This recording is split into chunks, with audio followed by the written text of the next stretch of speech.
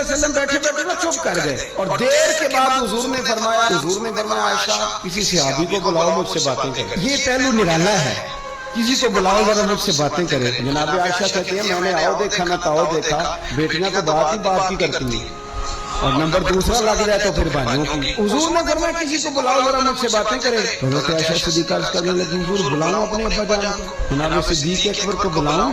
حضور مسکرائے اور مسکرا کے فرمایا نہیں تو رہنے دے، پیار بڑا ہے، نہیں تو رہنے دے۔ تو حضرت حفصہ کہتی ہیں جب حضرت عائشہ پیچھے ہٹی تو میں نے فوراً آگے بڑھ کے نہ تو عرض کی حضور میں اپنے ابا جی جناب عمر کو بلاؤں؟ تو حضور پھر مسکرائے، فرمایا ٹھیک ہے عمر جی پر تو مہربانی کر رہنے دے، قربان جاؤں حضرت عثمان آپ کی شان پر، کیا نصیبہ ہے۔ کہتی ہیں پھر ہم نے عرض کی حضور آپ ہی بتا دیں کس کو بلائیں؟ تو کہتی ہیں ہم نے حضور کے چہرے پر عجیب سی سنجیدگی دیکھی۔ حضور فرمانے لگے کوئی میرے عثمان کو بلاؤ، کوئی میرے عثمان کو بلاؤ، میں اس سے باتیں کرنا چاہتا ہوں۔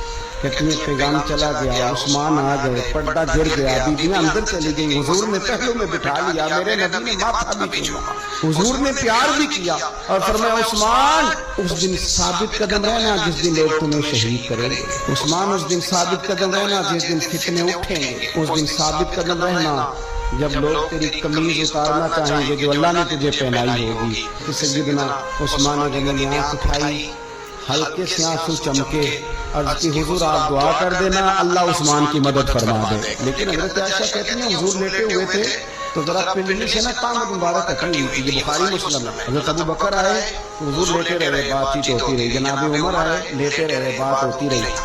کسی نے کہا حضور عثمان آ گئے، حضور اٹھے، تام سیدھی کی، حالانکہ بندہ نرم مزاج ہے سب سے، لوگ بیٹھے رہے، باتیں ہوئی، چلے گئے۔ سیدہ عائشہ صدیقہ کہتی میں نے کہا یا رسول اللہ میرے ابا جی بھی آئے آپ لیٹے رہے، عمر بھی آئے آپ نے، عثمان کے آنے پر تو نے بڑا اہتمام کیا۔